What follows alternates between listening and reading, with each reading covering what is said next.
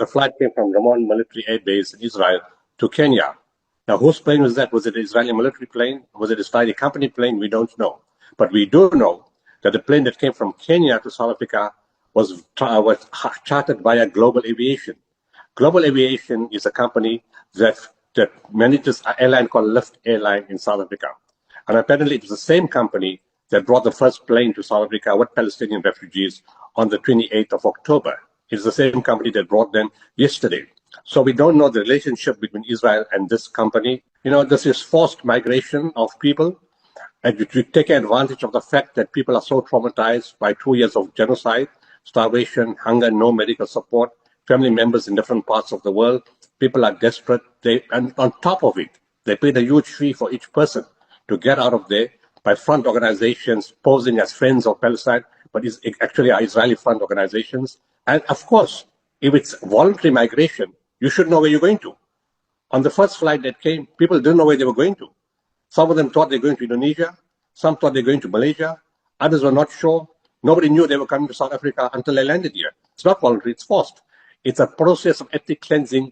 Israel has tried with the bombs, tried with starvation, tried with killing doctors, tried with killing everything else. Wait for people to die in the cold. Don't allow tents and warm items to come in. And now the last resort is to use people who are desperate to see their families to forcefully take them out of the country, to try to deplete the country. There's a very concerning story developing out of South Africa that raises serious questions about what Israel is doing in Gaza. So get this. South Africa just let 153 Palestinians off of a chartered plane after they were forced to sit on board for 12 hours.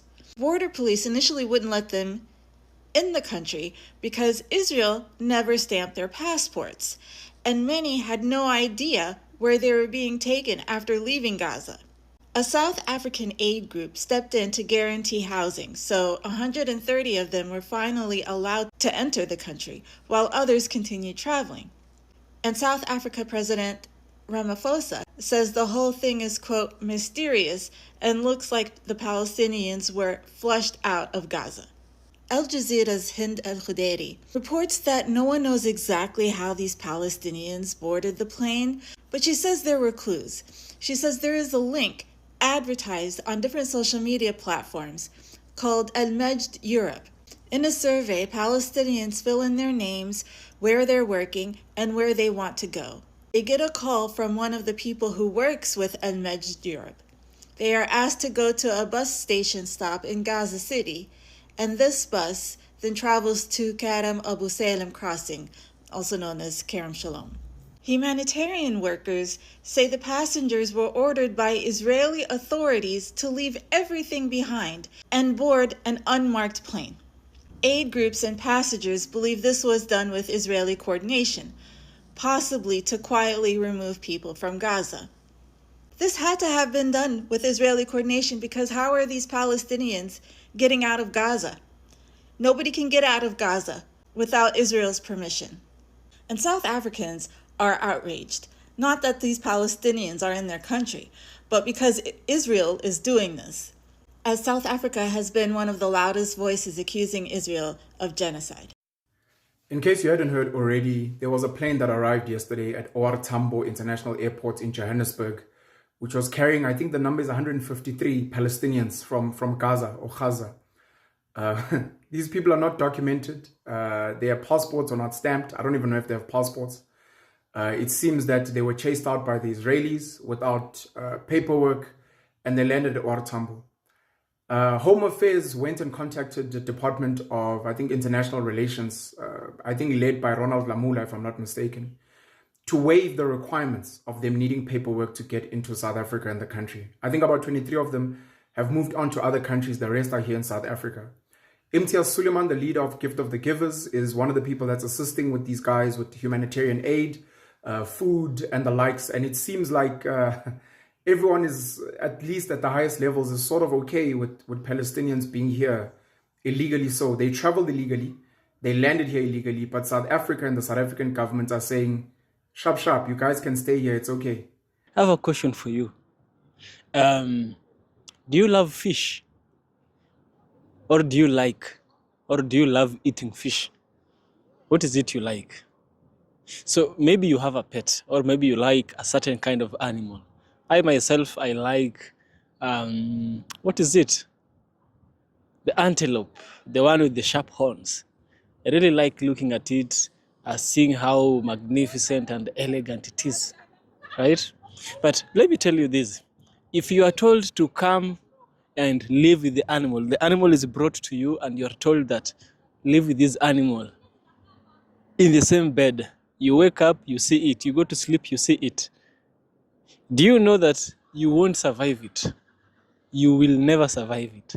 Because it will be peeing.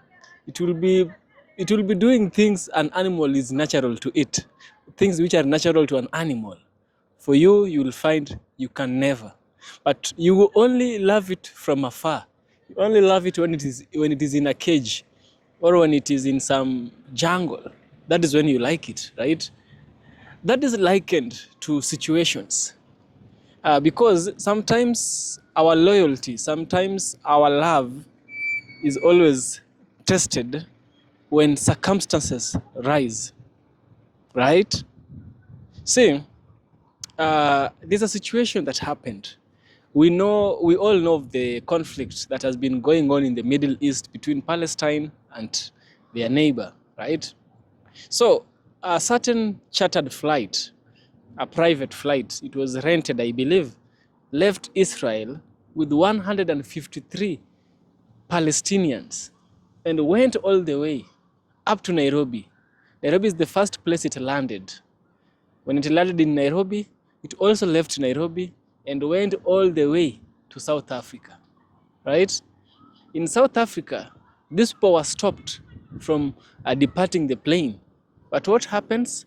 It took the hand of Cyril Ramaphosa to come and allow them to stay. You see, this has gathered a lot of reaction. People are always celebrating these Palestinians. People are saying free Palestine, free Palestinians. Now the Palestinians are in South Africa, some of them, and the South Africans are giving not a good response as that which I thought they would. There's a reason probably why Thabo Mbeki said to Mboiseni Ndlozi that you can't stop illegal foreigners coming into South Africa, specifically Africans at the time. But I'm reminded, and you know, I try my best to not get triggered and emotional about South Africa and South African politics. I'm reminded that this country does not belong to the citizens. Where organizations like Operation Dudula, March and March, led by Jacinta Ngobese Zuma, are trying to kick out undocumented illegal foreigners in South Africa, the government at the highest level seems to not have a problem bringing in even more undocumented illegal foreigners into South Africa, claiming that they are asylum seekers and refugees. If you ever have a moment, please go onto the world map and look at where Palestine is, and then look at all the Arab countries around it. Look at maybe even all the African countries around it. Palestine is incredibly far from South Africa. Why would they come here? I start thinking about the ICJ case. I start thinking about the accusations that the ANC is funded by Iran. I start thinking about I'm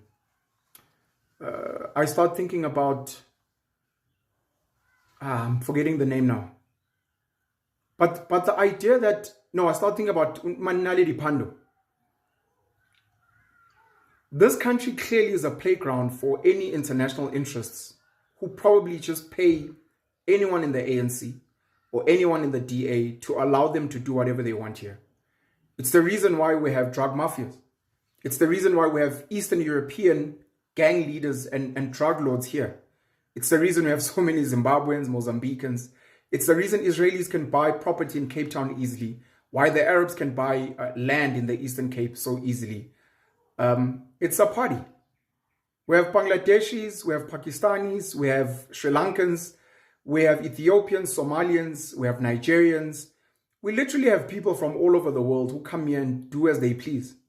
And when ordinary South African citizens who are lied to and told that the Constitution serves them and told that we respect South African law, when they cry out, NPOs come running, government comes running, and they say, no, human rights.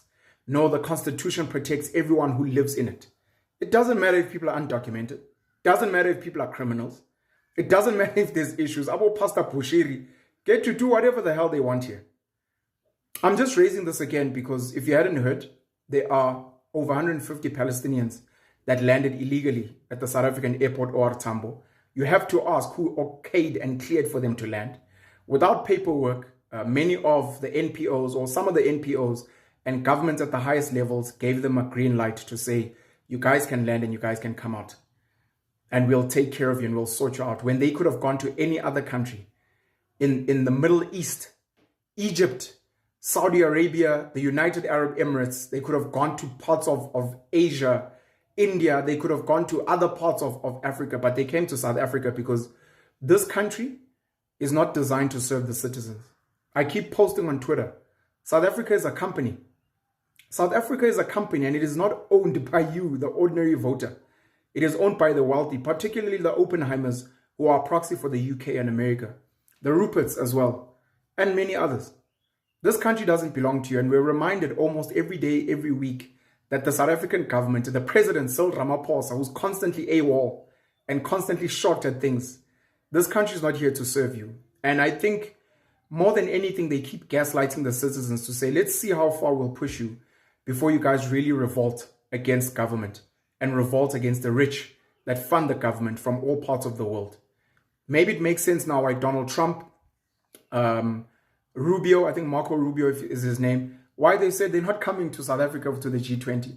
Why the president of Argentina, Milei, is also not coming to South Africa, because it's getting clear that this country is a free-for-all for any international body, legal or illegal or however set up, to say, go to South Africa, they can sort you out.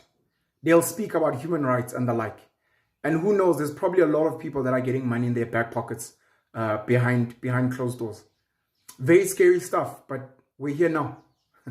We're here now. Guys, fasten your seatbelts for this one. This flight is a madness. A plane carrying 153 Palestinians recently landed in South Africa. This story gave me goosebumps, and I'll explain why. I'll keep it brief, but I may have to do a more in-depth video on the tube, as it were.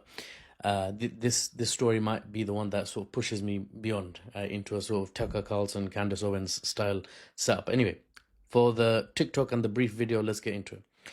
It was a chartered flight, meaning privately arranged. And South Africa, where the plane landed, was not expecting this plane to be there. Cyril Ramaphosa, the South African president, is on video saying he was unaware of the flight.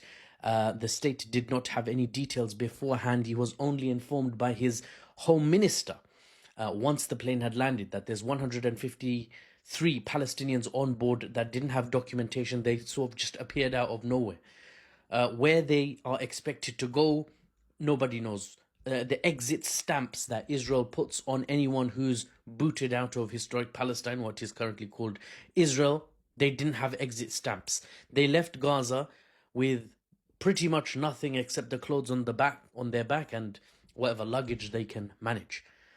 The Palestinians, the South African president went on to say, were not refused entry. After 12 hours of sitting on the plane, being screened, being interviewed, they were allowed to enter South Africa because, as the South African president said, to turn them back, potentially send them back to Gaza, would be out of the question. This is a war-torn, besieged segment of Palestinian territory that has gone through unspeakable horrors in the last 2 years, and South Africa wasn't going to send them back.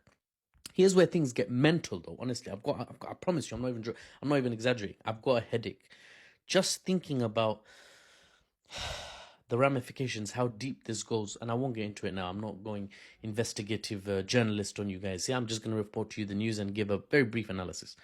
These Palestinians from Gaza reportedly were offered by a mysterious aid organization, shadowed in secrecy and obscured in their publicly available information, known as Al-Majd Europe. They were offering, essentially, Palestinians, they were offering them exit packages.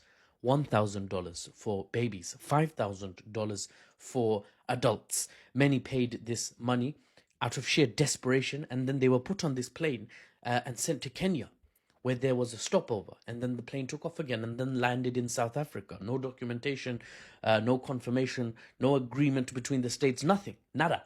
It's a chartered flight, meaning it's private, right? It's privately organized. It's not like Pegasus Airlines or wherever. You can just book a flight and pull up to Heathrow and no, it's not public. And now there's international outcry, confusion, fear, worry by so many people. Why? Well, because this seems like a more advanced version of smuggling people into the back of a truck, taking them, taking thousands of dollars from them, and then taking them in their however many hundreds, thousands, and chucking them into Europe. We've seen border control. There's UK border force, TV shows here in the UK where they showed like police officers basically screening trucks and then going and seeing that whole families sometimes were hiding at the back of the trucks, desperate for a new life. It sounds similar to those manipulative individuals that take money in the thousands of dollars, thousands of pounds or euros in some cases, and put people on dinghies, boats that cross the English Channel from France, head to the UK, which is why a lot of the reform supporters now are like, stop the boats, stop the boats. It's that kind of, it's similar. Or taking, one more example, South Americans desperate for a better life, once again, asking them to pay thousands to smugglers and then them being smuggled into the United States. Now, imagine that, but being done by the Israeli state, not just random smugglers. The whole government is organizing that. Imagine, I'm not saying that's the facts on the ground. I'm not saying it's not the facts on the ground either. Oh, that's the mad thing. Rights groups have labeled Al-Majd Europe, for example, the organization that was identified as running this specific, the South African 153, this group of Palestinians. Al-Majd Europe have been labeled as operating human trafficking, operating people smuggling. This is already making headlines now. This is the classification that aid organizations in some cases are designating this group with. Not a humanitarian organization, certainly. And when you look at the supposed aid organization which conducted this flight, when you look at Al-Majd, the details become horrifying, to be honest. I get this sick feeling in my stomach that, honestly, I got when I was watching Schindler's List about how in 1940s, just before the war, Second World War ended, Jews were being transported by train like cattle to Auschwitz, Birkenau, and the other death camps. Honestly, right now I'm talking, I'm getting goosebumps. It really feels like that. The website says Al-Majd, the group that organized this flight, their website says they've arranged over 5,000 flights like this. They say they've been operating for 20 years. But as investigative journalism has been conducted and confirmed, the website was only registered this year, 2025. The staff of Al-Majd, reports have mentioned, are AI-generated images of people on their website. They're not real people. They're not real people. And the company claims to operate from Jerusalem, with the office also in Berlin, capital of Germany. But it's not got any registered charity code, no registered charity identification in Germany or in Israel. The analysis suggests this is a fake company. It's a front, right? It's like the Gaza Humanitarian Foundation, but even more mysterious. The GHF. I've made videos on them. They were an aid organization that said to Palestinians during the 2 years, come, here's the aid. Right next to them, an Israeli military camp. And they'll just gun down civilians who they called to come get aid. What? So this company, Al-Majd, if it is a front, it very well could be a front for a much darker objective that is the objective of the Israeli state. That's what the analysis shows. What could the objective be? It could be the gentle, covert, quiet, ethnic cleansing, removal of Palestinians from their land. After 2 years of horror in Gaza, it's understandable. Many families will jump at such opportunities, such options, if they're given to them. Given the chance to flee Gaza by going into Israel and then being put on a plane to a new future, wherever, may be tempting. Can you imagine the broken families that might be getting, hypothetically, I don't know how it would work, but can you imagine them getting a WhatsApp message, or a leaflet that says, start a new life, right? You've had enough. You've lost family members in the dozens. A dozen is 12, by the way. Start a new life. And here's your ticket out. They might be like, bro, I love my land, and this is mine, this land. But I have to think about the kids I still have left. I have to give them a chance. And some desperate families will take those chances. Now, Israel, are they cooperating if it's not just straight up their own initiative? Of course. Because they allowed people from Gaza to be taken into Israel. They allowed a plane in Israel to fly off with those people. You think the Israeli state don't know about what's going on there? Palestinians from Gaza were allowed into Israel to take the flights out, including the South African 153, which is what we're talking about here. So the Israeli state is now potentially resorting to sending desperate groups of Palestinians to where? Judging from what's publicly available, the answer is anywhere. Anywhere but historic Palestine. Anywhere but the land we were promised. The Israeli state may not care where the Palestinians are flung, right? As long as they're not here, right? 2 years of war on Gaza, or whatever you want to describe it as, resorting to attacking the civilians. Analytically speaking, the Israeli state resorted to attacking Palestinian civilians after failing, shockingly, to be able to fight the resistance, and after failing to beat the resistance forces in the territory of Gaza. They went for civilians, and now they're pulling out new initiatives. Time will tell how things turn out, and I'll be here to report to you the news and the analysis, unbiased and without the Western spin. Ladies and gentlemen, I'm Mahfouz. So a plane carrying 153 Palestinians has just landed in OR Tambo in Johannesburg, and nobody knows where these people are coming from. The government was asked, and the government had no idea that there were Palestinians who were coming into the country. They then contacted the Palestinian embassy to ask them, are they aware that there are people who are coming here? And the Palestinian embassy said, we were not told. We were not aware that there's a group of people who are coming into the country. The plane actually took off in Nairobi in Kenya. So how did these Palestinian people end up in Kenya? And it turns out that the flight was privately funded. So there's a lot of questions. Nobody seems to have any answers. All we are being told right now is that the issue is being investigated. So what happened? Why are these people in South Africa? Well, Mr. T is here with some tea in geopolitics. So let's dive in.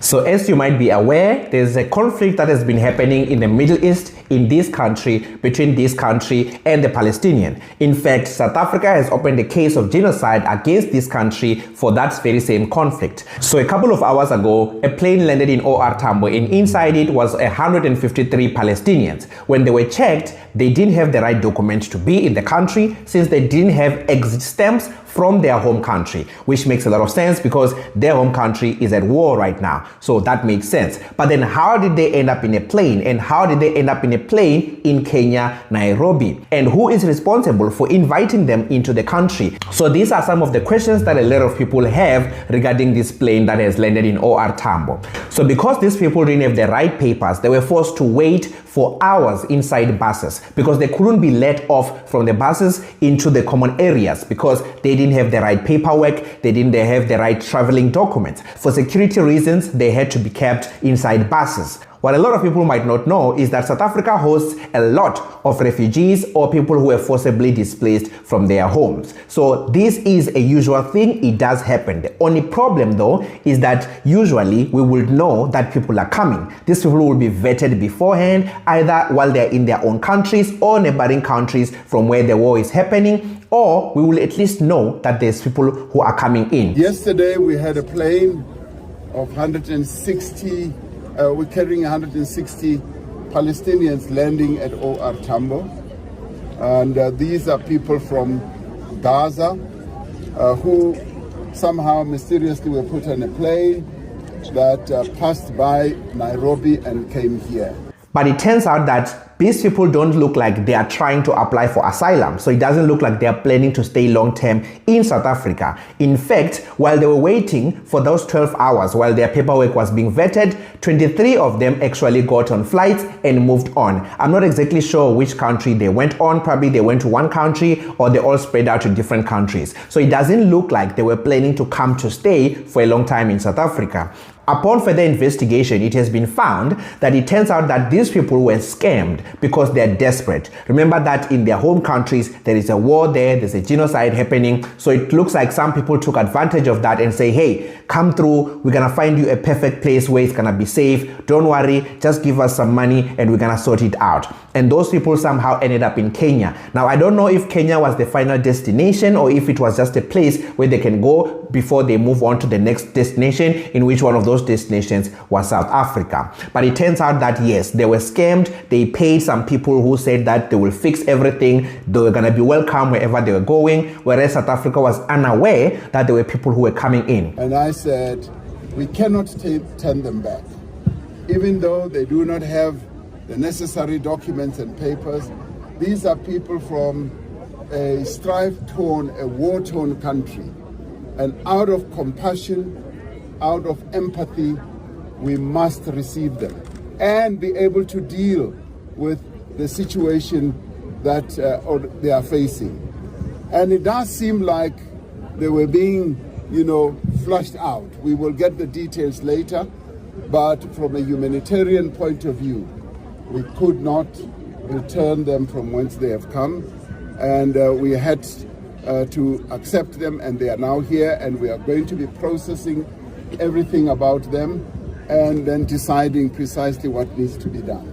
Now, South Africa does allow people who have Palestinian passports to come and stay for 90 days, in which after the end of that 90 days, they will need to then move on. So some of them, I think it's 133 or 143, but some of them have been granted that leave that they can stay in South Africa for 90 days while this whole situation gets resolved. Whereas the other ones have already decided to move on to where they are going. Now, South Africa has been hosting a lot of asylum seekers and people who were forcibly displaced from their homes since 1994. So it's not a new thing. We do host a large number of people. We're not the only country. I don't think we're even in the top 10. There are countries that are hosting millions of people who are asylum seekers, or people who are refugees, or people who were forcibly displaced. I think by the early 2000s, South Africa was hosting between 15 to 20,000 people who are displaced. And at its peak was in 2014, where South Africa was hosting about 500,000 people who were forcibly displaced. Some are refugees, some are asylum seekers, and so on and so forth. And after that, the number started to come down.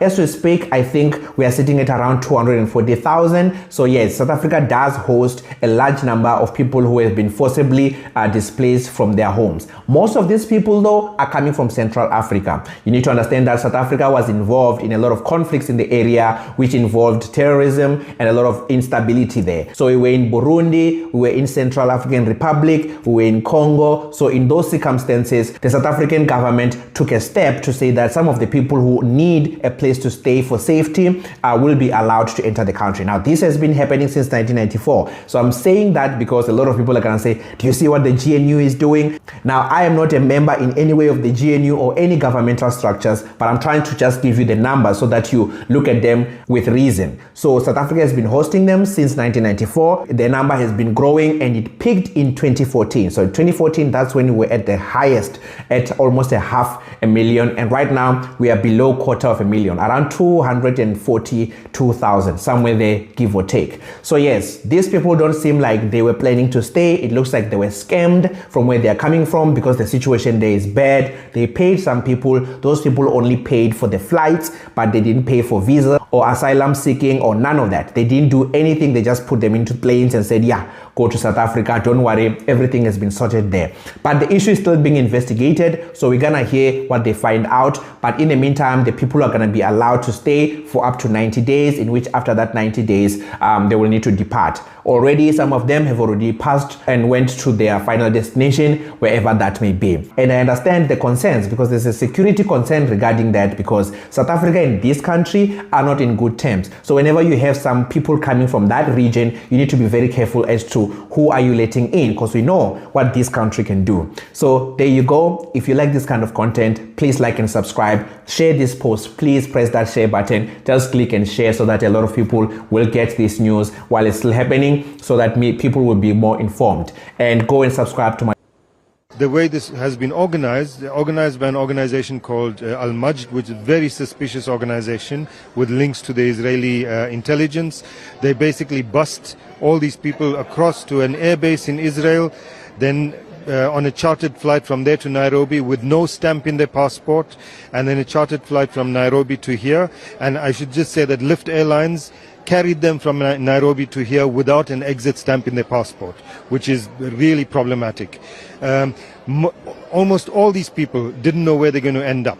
Some of them were told they're going to end up in India, some in Indonesia, some in Malaysia, and they all ended up in Joburg.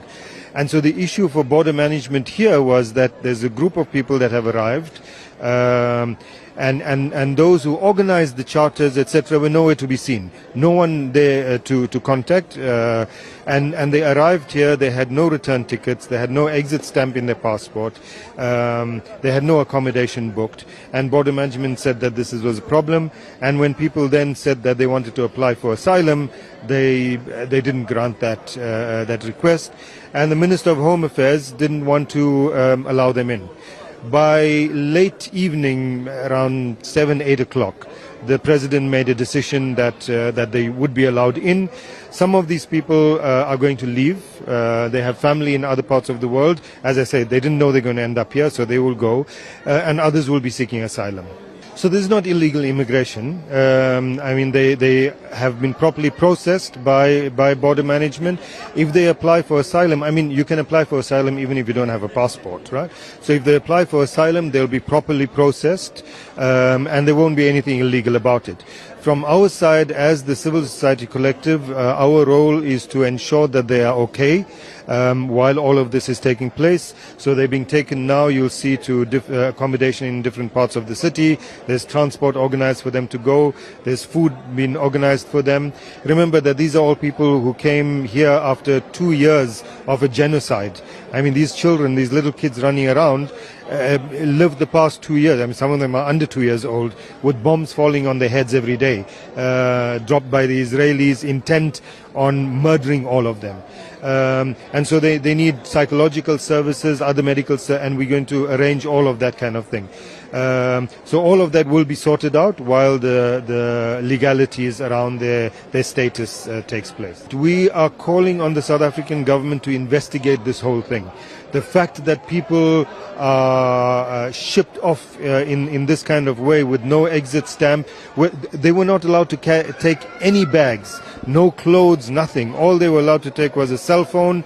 About 160 Palestinian refugees have just been let into South Africa after a brutal travel ordeal at OR Tambo. They were stuck on a plane for roughly 13 hours while officials figured out paperwork. The group left Gaza on the 12th of November and got to Nairobi in the early hours of the 13th, then flew to Johannesburg on a charter. When they landed, they were marked inadmissible because their passports didn't have exit stamps, because Israeli officials hadn't stamped them. After hours of talks, government stepped in, and DOCO officials cleared the way and passengers were finally allowed to disembark and enter the country. Gift of the Givers met them at the airport with food, medical help, and safe accommodation. Some of these refugees plan to apply for asylum here while others travel on. Now, South Africa already allows Palestinian passport holders to enter visa-free for up to 90 days. So the problem wasn't with our rules. The holdup was the missing exit stamps. Many passports weren't stamped when people left Gaza via Rafah, so our system flagged them for extra checks. But after government verified their travel...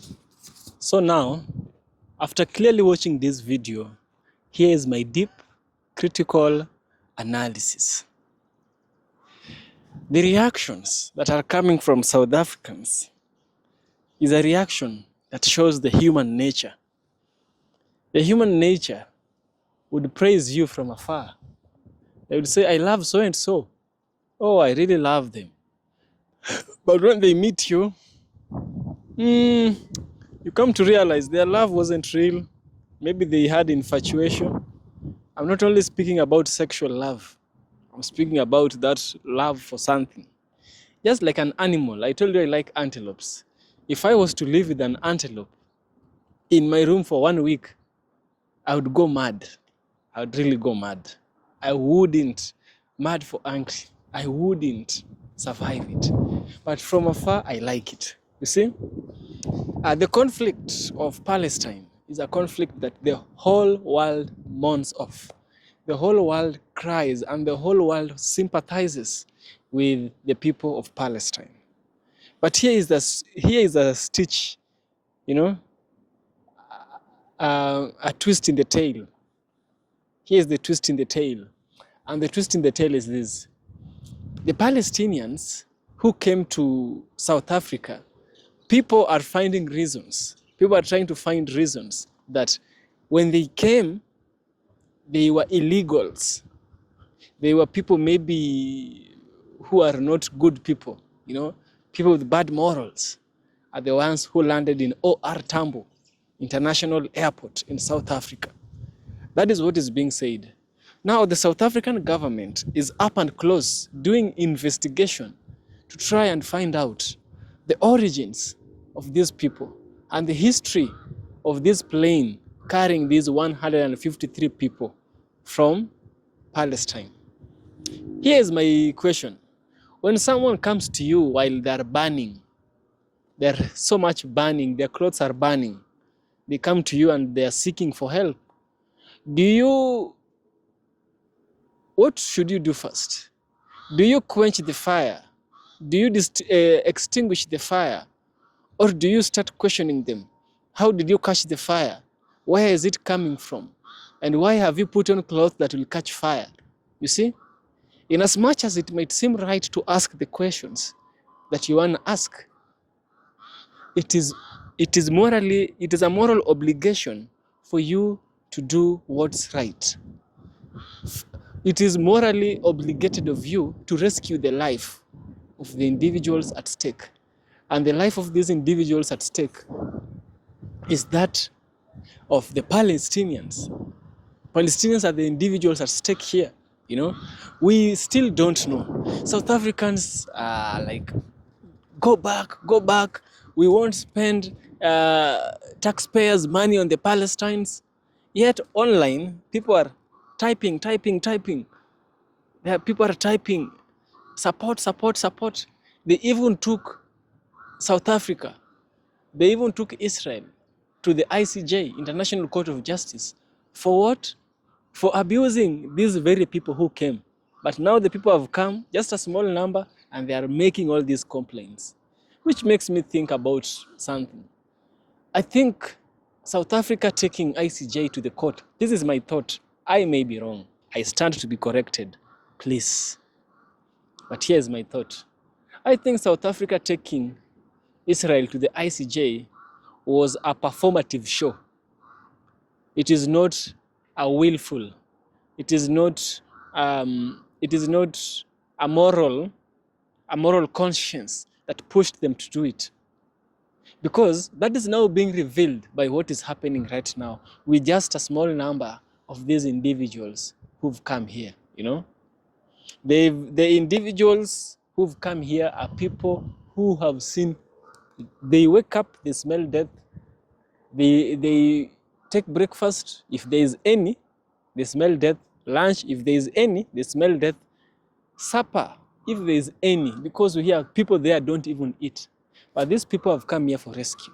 It is best what Cyril Ramaphosa did, because as the biggest man on the table, as the highest of the higher-ups, he acted with the heart of compassion and gave space and gave room and gave a place for this community of the Palestinians.